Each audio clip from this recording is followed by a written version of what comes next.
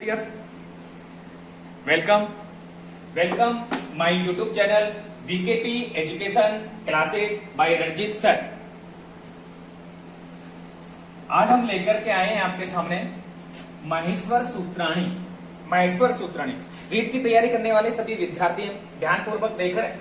महेश्वर सूत्राणी यहाँ से क्वेश्चन निकल करके आते हैं। हमारा क्वेश्चन एक भी मिस नहीं होना चाहिए, ठीक है भैया। वीडियो को आप पूरा देखते रहे। महेश्वर सूत्राणी कति संति क्वेश्चन आता है हमारा। महेश्वर सूत्राणी कति संति आंसर देखना है आपको। चतुर्दश सूत्राणी। महेश्वर सूत्राणी कति संति चतुर्दश सूत्राणी। कानि कानिचे सूत्राणी वो आपको नाम देखना है। तो पहला सूत्र आता है हमारा ए ई उ ण। दूसरा आता है री व्री के। तीसरा सूत्र आता है हमारा ए ओ गे। चौथा सूत्र आता है हमारा आई औ चे। ठीक है दोस्तों। पांचवा सूत्र आता है हमारा हे ये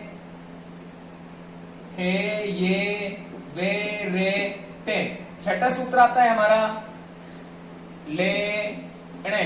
सातवां सूत्र आता है हमारा ने में गे णे नम। सातवां सूत्र आता है ने में गे णे ने में। ठीक है। आठवां सूत्र आता है हमारा झे भे ने। नौवां सूत्र आता है हमारा गे डे दे से। नौवां सूत्र आता है हमारा गे डे दे दे से। 10वां सूत्र आता है हमारा जे बे गे डे दे से। 11वां सूत्र आता है हमारा खे फे छे ठे थे छे टे ते वे। नेक्स्ट सूत्र द्वादश सूत्र आता है हमारा के पे ये। त्रयोदश सूत्र आता है से है। अंतिम सूत्र यानी कि चतुर्दश वो आता है हमारा हेले। ठीक है दोस्तों। इस तरह से ये महेश्वर सूत्रों की संख्या चतुर्दश सूत्राणी भवंती। अब यहाँ पर हमने देखना है कि कति महेश्वर सूत्राणी स्वर संबंधी भवंती। कति महेश्वर सूत्राणी स्वर संबंधी भवंती।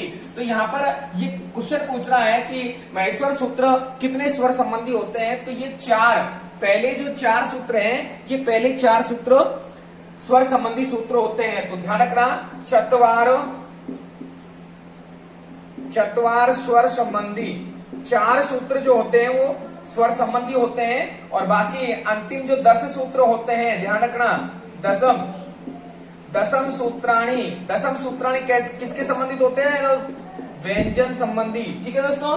तो ध्यान रखना महेश्वर सूत्रों में पहले जो चार होते हैं वो तो स्वर संबंधी होते हैं और अंतिम 10 सूत्र जो होते हैं वो व्यंजन संबंधी होते हैं। आगे हमें देखना है ये 14 महेश्वर सूत्र हैं। इन 14 महेश्वर सूत्रों को हम अनादि संज्ञार्थानी कहते हैं। क्या कहते हैं दोस्तों? अनादि संज्ञार्थानी। ध्यान देना, मैं क्वेश्चन आपको दूंगा, आपको ध्यान रखना है। अनादि संज्ञार्थानी साथ साथ में आप लिखते भी चले। अनादि संज्ञार्थानी साथ साथ में आप लिखते भी चले।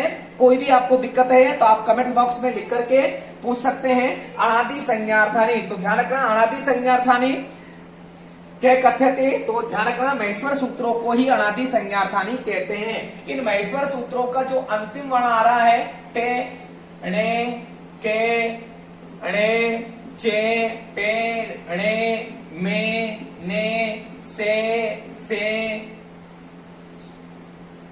वे ये हे ले, इनकी क्या होती है? ईसाम अंत्याइत।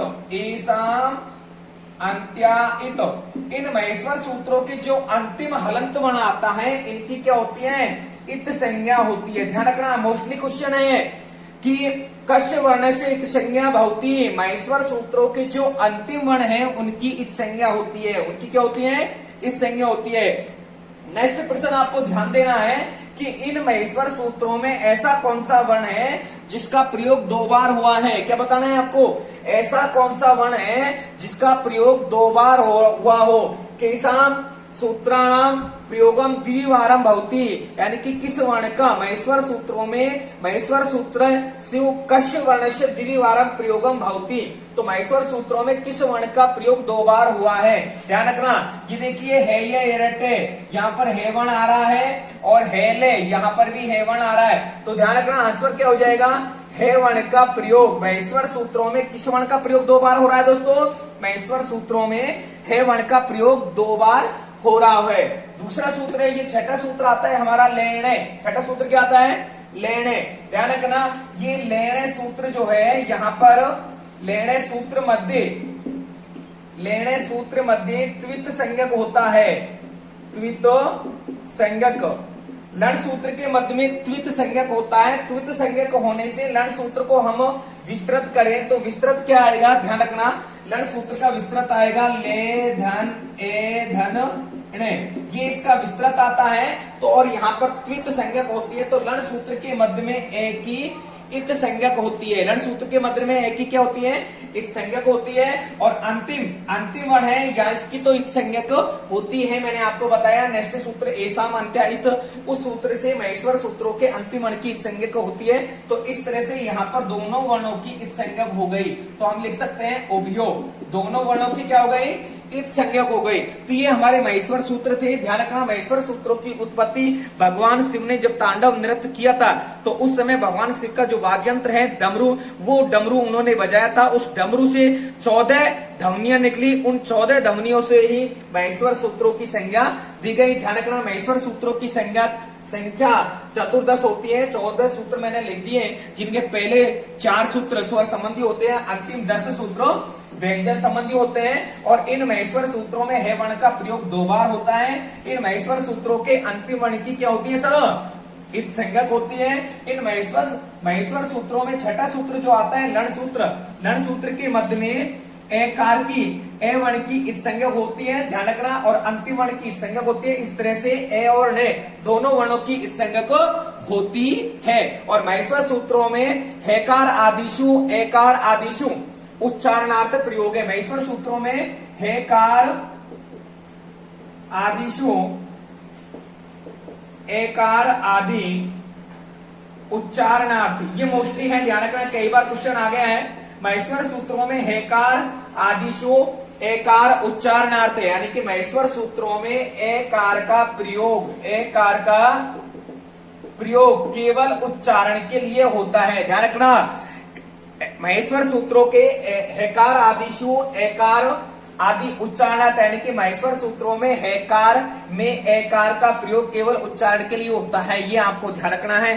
ठीक है दोस्तों, यदि हमारा वीडियो आपको अच्छा लगे ज्यादा से ज्यादा सब्सक्राइब करना, घंटी वाला बटन भी जरूर दबाना, ताकि हम जो भी वीडियो डालें वो आप तक जरूर पहुंच सके। हमारे चैनल को ज्यादा से ज्यादा सब्सक्राइब, लाइक और अपने दोस्तों में शेयर करें। राधे राधे, जय श्री कृष्ण।